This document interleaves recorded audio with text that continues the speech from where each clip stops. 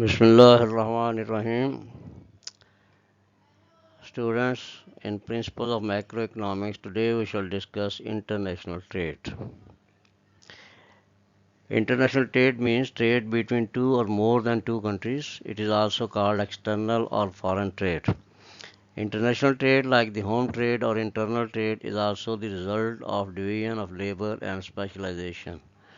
In the home trade, people try to specialize in production of those commodities in which they have a comparative advantage.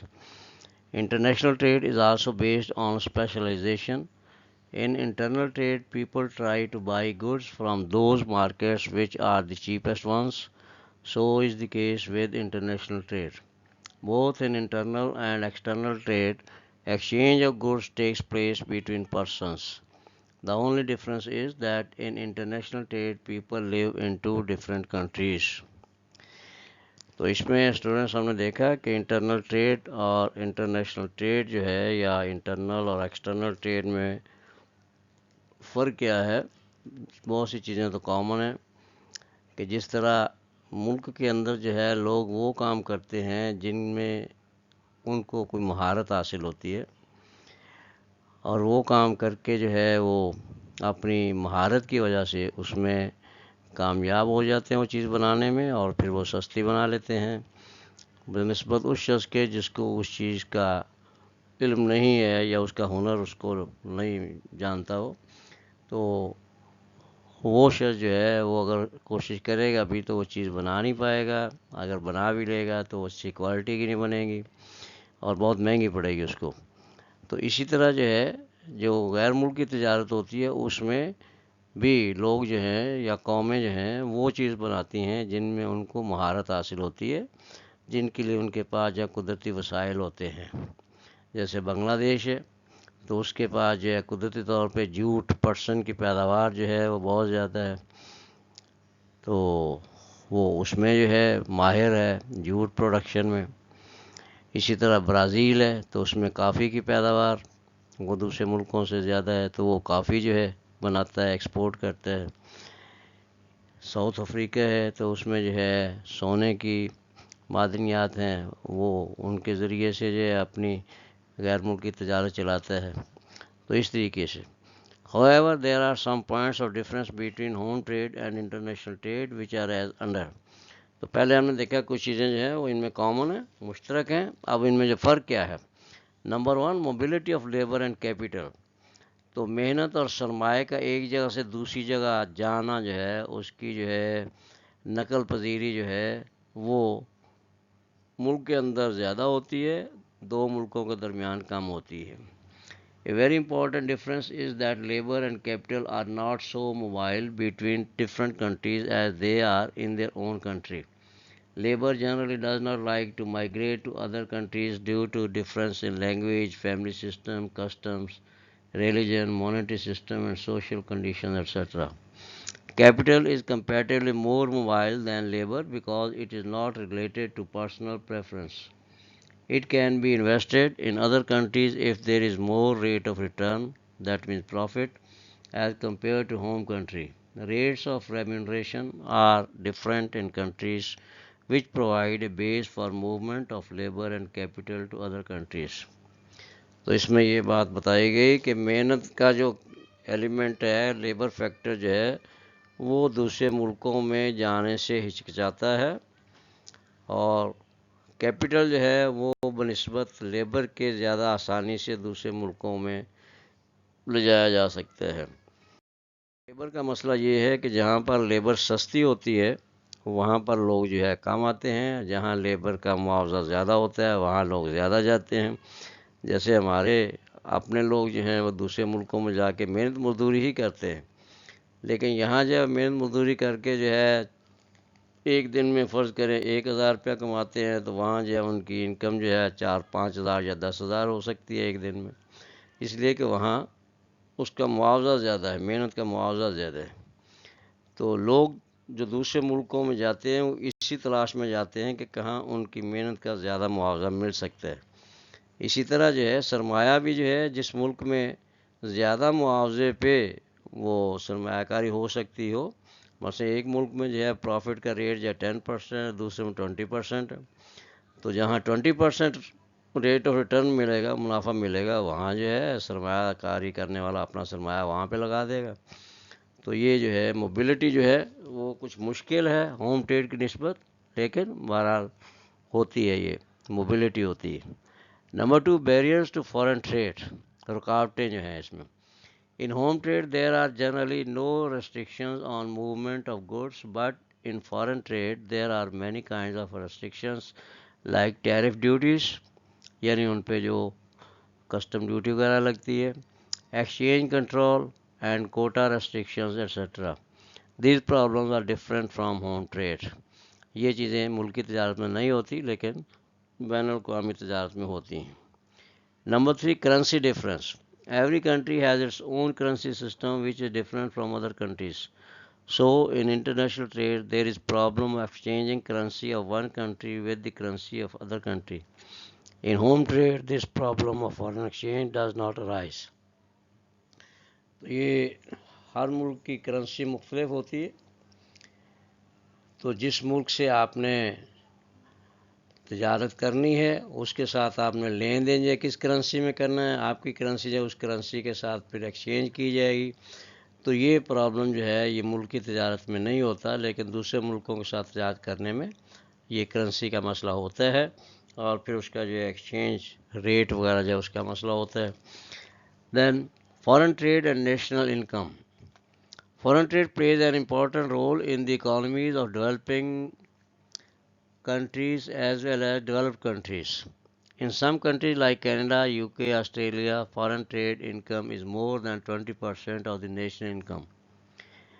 When the exports of a country are more than its imports, there is a flow of money income in the country. The level of national income and employment goes up.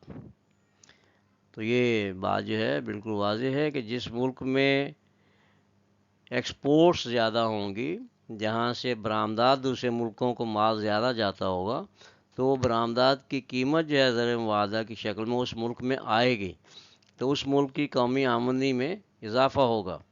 لیکن اس کے مقابلے میں دوسرا ملک جو ہے جو اس کی import زیادہ ہے، جیسے پاکستان ہے، تو وہاں پر جو ہے چونکہ امپورٹس کی قیمت ادا کرنی پڑتی ہے، اس لیے وہ رقم جو ہے نیشنل انکم سے نکل جاتی ہے، وہ اپنے ملک سے نکل کر دوسرے ملک میں چلی جاتی ہے. تو اس لیے جو ہے اس کا اثر پڑتا ہے قومی آمدنی پر اور روزگار پر. On the other hand, when imports of a country are more than its exports, like Pakistan and other developing countries, a part of national income goes out of the country and level of national income and employment falls down. تو یہ جب national income کا ایک حصہ جو ہے imports کی قیمت کی شکل میں دوسرے ملکوں کو چلا جائے گا، ملک سے باہر نکل جائے گا، تو اس سے جو ہے نیشنل انکم میں کمی آ جائے گی، اس کی سطح کم ہو جائے گی اور روزگار میں کمی آ جائے گی. Imports of a country are also affected by the size of national income of that country. اور یہ چیز بھی ہوتی ہے کہ کسی ملک کی اپنی قومی آمدنی کیا ہے، اور وہ قومی آمدنی جو ہے وہ اس میں آپ پہلے پڑھ چکے ہیں نیشنل انکم میں، کہ اس میں جو ہے پروڈکشن ہر طرح کی جو ہوتی ہے اور سروسز ہوتی ہے، یہ ساری چیزیں ملا کر جو ہے قومی آمدنی بنتی ہے. تو اگر امپورٹ زیادہ ہوں گی کسی ملک کی، تو اس کا جو ہے اس کی اپنی قومی آمدنی سے بھی تعلق ہوتا ہے. تو قومی آمدنی جو ہے وہ کیا ہے، اس میں جو ہے کیا کیا چیزیں پروڈیوس ہوتی ہے اس ملک میں، اس کی پیداوار کی کیا صورتحال ہے، کتنی کوانٹٹی ہے اس کی پیداوار کی، یہ ساری چیزیں جو ہیں نیشنل انکم کے ساتھ تعلق رکھتی ہیں.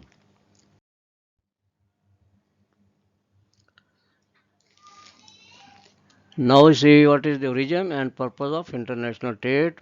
یعنی یہ بین الاقوامی تجارت، غیر ملکی تجارت جو ہے کس طرح شروع ہوئی اور اس کا مقصد کیا ہوتا ہے. Trade between different countries takes place due to their mutual benefit. International trade is profitable in the following conditions. تو یہ تجارت جو ہے دونوں ملکوں کے مفاد میں ہوتی ہے. مثلاً ایک ملک جو ہے اس میں کوئی چیز پیدا ہی نہیں ہوتی، بنتی نہیں ہے، تو دوسرے ملک سے وہ چیز خرید سکتا ہے. اور جس ملک میں وہ چیز ضرورت سے زیادہ پیدا ہو رہی ہے وہ اپنی فالتو فاضل پیداوار جو ہے اس ملک کے آگے دوسرے ملک کے آگے بیچ سکتا ہے. تو اس طرح دونوں ملکوں کی ضرورت پوری ہو جاتی ہے. Number one, if a country has a monopoly in the production of a certain commodity, it will have an absolute advantage in the production of that commodity over other countries. For example, Bangladesh in the production of jute, Brazil in the production of coffee, South Africa in the production of gold, and USA in the production of copper, etc. تو یہ جو ہے مثال دی گئی کہ بنگلہ دیش جیسے اس کو جو ہے دوسرے ملکوں پر پٹسن کی پیداوار میں برتری حاصل ہے، برازیل کو جو ہے کافی کی پیداوار میں، ساؤتھ افریقہ کو سونے کی پیداوار میں، اور یو ایس اے کو تانبے کی پیداوار میں دوسرے ملکوں پہ ایبسولوٹ ایڈوانٹیج یعنی برتری حاصل ہے. تو اس طرح یہ اپنی ضرورت سے زیادہ یہ چیزیں بنا رہے ہیں تو یہ دوسرے ملکوں کے آگے یہ چیزیں بیچ کے کما سکتے ہیں. Number two, international trade takes place because of the difference in the productive possibilities of different countries.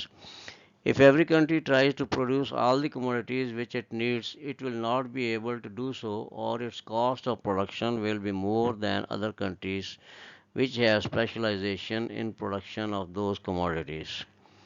تو دوسرا جو ہے وہ اس کی پرپس یہ ہوئی کہ مختلف ملکوں کی پیداواری صلاحیت جو ہے مختلف ہوتی ہے. کوئی چیز کوئی ملک اچھی طرح بنا سکتا ہے، دوسری چیز وہ بنا ہی نہیں سکتا.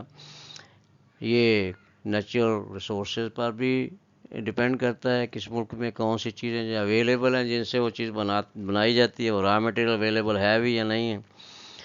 تو اس طرح مختلف ممالک مختلف چیزیں بناتے ہیں تو وہ پھر اس طرح ایک دوسرے کی ضرورت پوری کرنے کے لیے آپس میں تجارت کر لیتے ہیں. The number three, a country may produce goods at a cheaper rate as compared to other countries, but it can buy some commodities from other countries at low price, which are more efficient in production of other goods due to their available sources and efficiency.